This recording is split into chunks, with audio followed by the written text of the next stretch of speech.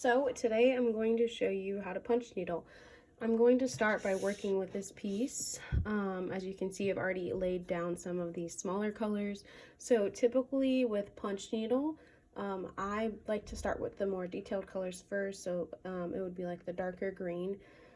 And then you move on to the larger sections of color, so that would be the lighter green, the terracotta pot, and then the last thing that I do is the background, which is just filling in the ground with your remaining color. So what you do is you start with a couple inches of thread extended out of your needle, and then you take your punch needle and insert it into the fabric, punching as far into the fabric as your needle can go. So from the side it should look like this, where the wood handle is touching the fabric. Doing this means that you will have even loops throughout, and then from the other side this is what it looks like. I like to pull my tail through just so that there's an end there, and then you can just pull this back a little bit so that you're not wasting too much yarn.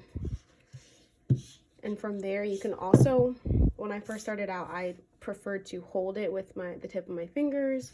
Once you start punching, that just means that you won't lose your thread.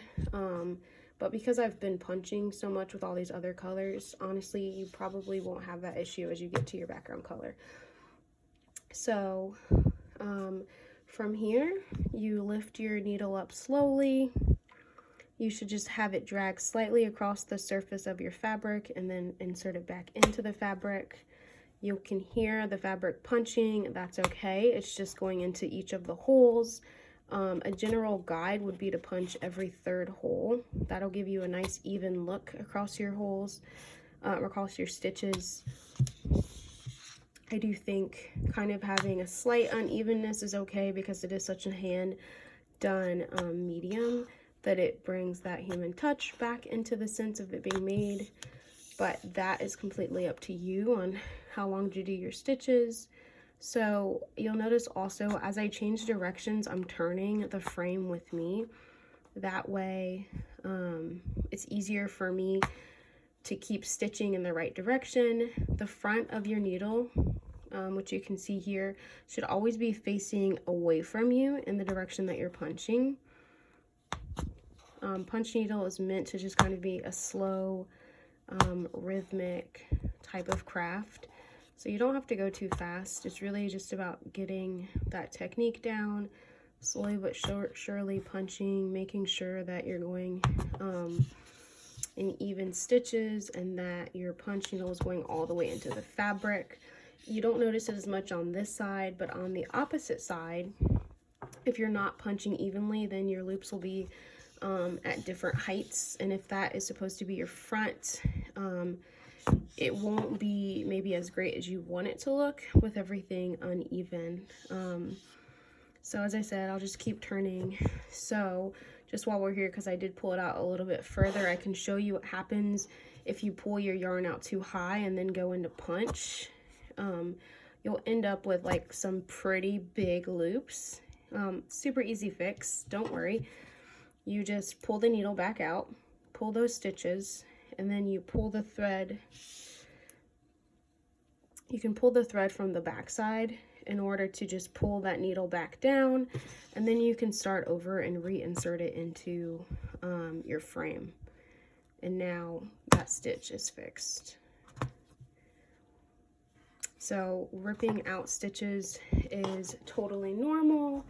I think it's a good way to fix any errors that you might have. There will be holes in your fabric, but you'll just go back over them. You didn't ruin anything.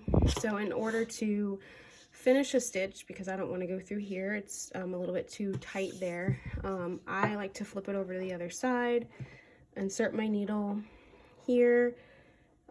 Not too close to the hole because I don't want to have to rethread it, but a little bit past the hole, you can see that, and then pull your needle back through, keep it threaded, and then you can keep going. So if you do feel like you have a hole, you can just kind of move the yarns around and close it up, and then keep going. So we're going to start here at this corner, pull the yarn through on the other side.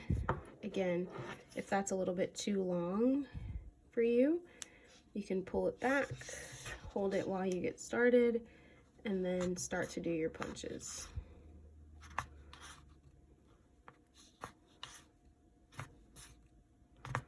So you just keep going until you fill in an entire piece. Once I get to this corner, I will turn my frame. It's best if you turn your frame while the needle is still in the fabric. That way you don't have to worry about pulling it out too far.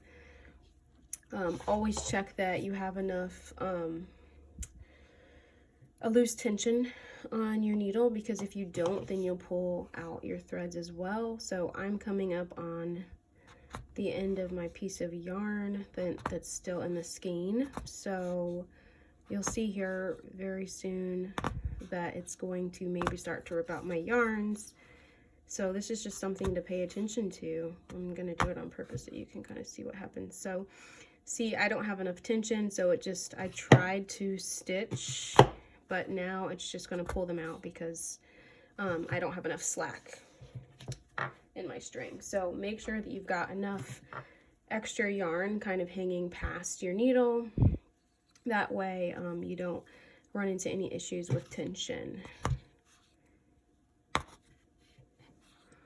But then you can just reinsert it. Those holes are now covered and no issue there. So you'll just keep going around, filling in the smaller spaces.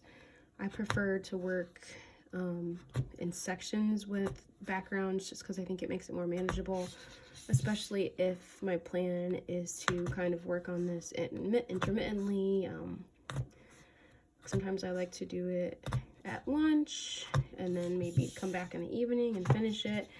Like I said, I think punch needle is super calming, so I don't like to rush through it, and being able to do it in sections I think is a really good way to kind of map out that part that you want to do in a certain amount of time.